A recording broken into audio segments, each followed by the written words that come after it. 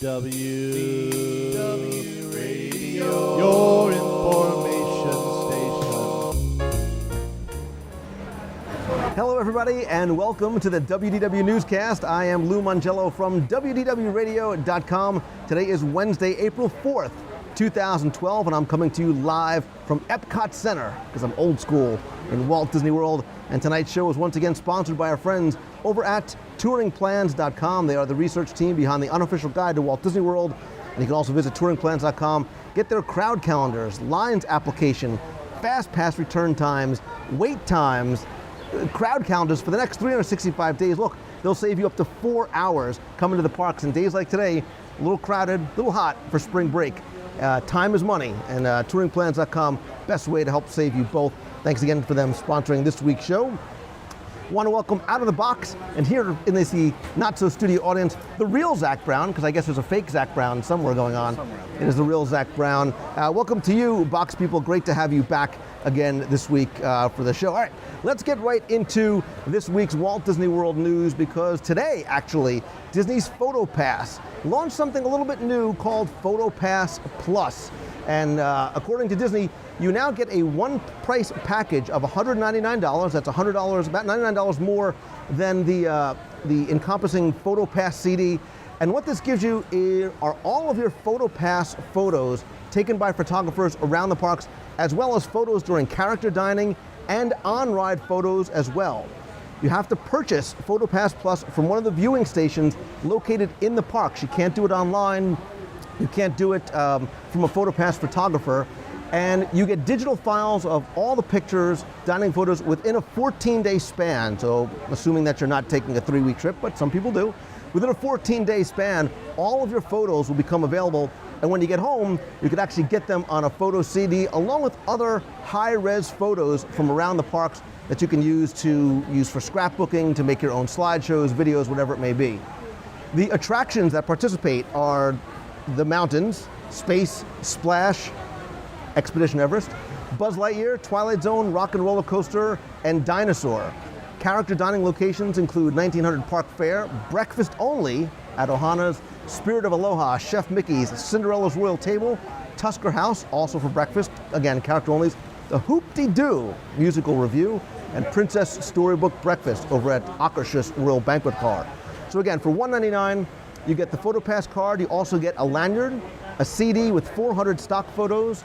You can order the photo CDs online with a unique code they'll give you. You get the print packages at some of these dining locations, again, like the Princess Breakfast, and the digital downloads of all the attractions. Now, if you've purchased PhotoPass in the past, you can actually upgrade. And so if you bought the CD, you can pay the $99 difference and upgrade to the PhotoPass Plus. Now, I put a question out today on Twitter and Facebook because I wanted to see, do you use PhotoPass? If so, how? And if not, why not? And I was surprised at the results because overwhelmingly, a lot of you take advantage of the PhotoPass service. So I'm curious to see what you think about this PhotoPass deal, where now for $200, you get all the photos around the park. So as the dad, sometimes you can't be in the pictures you're trying to take unless you do the one-hand extension. You get those pictures, you get your on-ride photos, so everything is in one. It makes it a lot easier, especially if you have a family or a big family.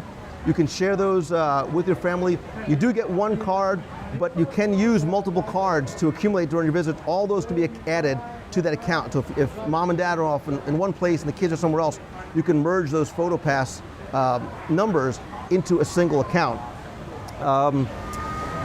If you go to Disney's PhotoPass page over at facebook.com/Disney's PhotoPass, they're also doing a really good job, and I applaud Disney for this, for being on top of the frequently asked questions.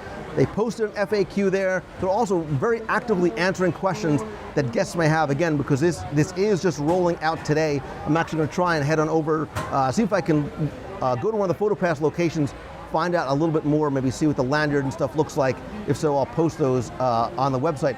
People in the chat rooms are saying, I always use PhotoPass. I use PhotoPass Share. Sometimes we take 10 or so PhotoPass pictures, so we might not use the Plus, but he acknowledges that some other people will definitely be getting more out of that. Again, I think this is probably not for everybody, but it's certainly a convenience kind of thing. Even though I live here and I'm here often, we do use PhotoPass, but I don't know if I would go as far as needing the entire CD. because also I'm a local, so I'm not here within a 14-day period. I'd love for you guys to weigh in more. Come to WDWRadio.com, click on the blog for this week's newscast for April 4th. Leave your comments there. I'd love to get your feedback on what you think of PhotoPass Plus. I like the idea of being able to finally get your on-ride photos, because that's really the things that a lot of times people walk away with. If you're with friends or family, those are some of the photos that you cannot capture on your own. So having that in a single location, you go home, it's a great way to sort of review your trip once you get back. But I do want to move on to the other piece of news. We've talked about this, but it's here. It's on the beam, and I don't know if you've seen it or not yet. The, for lack of a better term, the Avenger rail, dun dun dun, is now on the Magic Kingdom loop, and it's going to be here obviously until and probably long after the May 4th opening of the Avengers film. Like the Toronto rail, it spans, they've taken Monorail red, they've painted it black, which is bad looking, I love that, and put a great Avengers wrap. If you're watching live in the box, there's an image of it on the Monorail loop. I think it's slick. I think it's very bright, it's very vibrant. It has all of the characters, the principal characters from the Avengers, including the Hulk, Captain America, Iron Man, Thor, Hawkeye, and Black Widow, as well as the Avengers and the SHIELD logos as well. Now, like the Toronto rail though, changes like this to something that many people consider iconic often stirs debate. Some people love it, and some people not so much. Some people are on the fence. People in the chat box are saying it's cool looking. I like the black color of it. It looks good. Now, I dig this. You know, I like the fact that they are able to sort of bring the Marvel and the movies into the theme parks in this way. Some of the debate that I've heard from people are saying, well, it looks like a bus wrap, something that you'd see on a New York City street. Is that necessarily a bad thing? You know, it's a great way to sort of promote the movies. Other people feel the monorail is iconic, should never be touched. And so that's the question. That's the question I have for you this week. The question of the week is, do you like the Avenger rail? And do you like this idea of wrapping the monorail? Do you think it's any different than if they were to wrap the resort buses? Would you feel more or less strongly if they were to start doing that? If you saw a resort bus coming by with an Avengers wrap or a Tron wrap or a Brave wrap, whatever it might be, is that something maybe we might start seeing? I like it. Then again, I'm a total nerd. I love Tron. I love comic books. I'm looking forward to the Avengers. I will be there at midnight. And another question too, the unfair question I have to ask anyway is, what would Walt think? What would Walt think of the Avengers wrap or a Tron wrap on the monorail? I have my opinion. I'll share it on the comments section for this week's newscast. I want you to do the same. I don't want to taint your opinion with mine, but let's keep that conversation going there. Go to WDWRadio.com, click on the blog, click on the April 4th newscast, and leave your comments there. Let's keep the conversation going there. Don't forget to join us every Wednesday night, 7:30 p.m. Eastern, over at WDW Radio Live. You can also follow me over on Twitter. I'm at Lou Mongello, Facebook.com/Lou Mongello. Thanks again to touringplans.com for sponsoring the show. And hey, don't forget to go over to the site over at WDWRadio.com. Just did a lot of new upgrades, totally new design change. Come check it out. We have a lot of new blog posts every single day from guest posters. We have a lot of new things coming as well. Stay tuned to next week's show. A lot of big announcements that I'm not going to tell you about yet. Big announcements coming this week. Don't forget to, the latest book in the WDW Radio Disney Book Club is Kingdom Keepers 5 by author Ridley Pearson.